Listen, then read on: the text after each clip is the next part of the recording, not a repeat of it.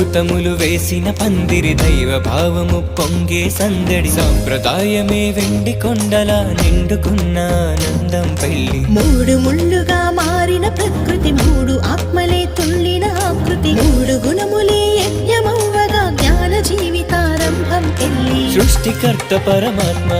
ఈ విశ్వకర్త పరమాత్మ తన శ్రేష్టత్వమునే చాటే విజ్ఞాన మేర పెళ్లి జగతిలోని ప్రజలంతా ఆ దైవ సంతతేనంటూ తోడు పెళ్లి కొడుకు ఆత్మ అంటూ చాటి చెప్పు జ్ఞాన రూపమే పెళ్లి కూతురే దేవుని కూతురు పెళ్లి కొడుకు ఏ దేవుని కొడుకు పెళ్లి అంటే పరమాత్మ చిహ్నమని చాటుతున్న ఆరాధన పెళ్లి